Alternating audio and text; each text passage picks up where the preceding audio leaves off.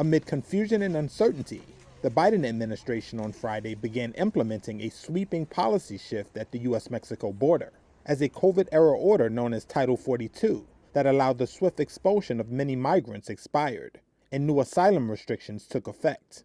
Facing concerns that the end of a 3-year-old order could strain U.S. border facilities to the breaking point, U.S. officials were keeping a close eye on the movements of migrants that had already reached record numbers in recent days. We got a robust plan in place to humanely manage the border through enforcement, deterrence, and diplomacy. White House Press Secretary Karine Jean-Pierre defended the plan at a press briefing on Friday. We've been very clear. We want a system that's humane, that's orderly. That's what the president said on the first day that he walked into this administration, putting forth a piece of legislation that is comprehensive. Several last-minute court actions added to questions about how President Joe Biden's reworked border strategy will play out, with advocates filing a legal challenge to the new asylum regulation as it was enacted.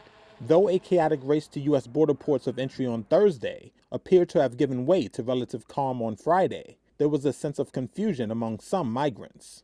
Communities along the border have worried for weeks that they might be strained by newly arrived asylum seekers awaiting processing or immigration court dates. But Mayor Oscar Leeser of El Paso, Texas, says so far things have been fairly quiet. We actually have had a very smooth transition as Title 42 has elapsed and we've gone to Title 8. And that really because we had a lot of preparation. We were ready, we were prepared.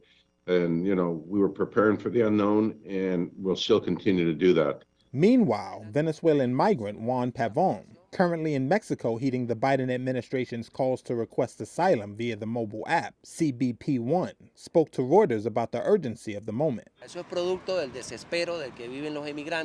That is the result of the desperation in which migrants live, the result of the situation of vulnerability that we have, where we arrive here and we want to leave this country quickly because our lives are in danger and we have many fears.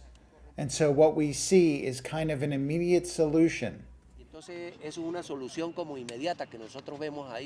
Advocates argue the new regulation, put in place by Biden's Democratic administration to curb illegal crossings, resembles restrictions imposed by his Republican predecessor Donald Trump that they had successfully blocked in court.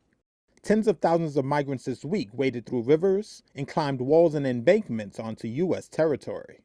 According to the National Border Patrol Council, around 25,000 migrants were being held in U.S. Customs and Border Protection facilities near the border on Friday, down slightly from record highs earlier in the week.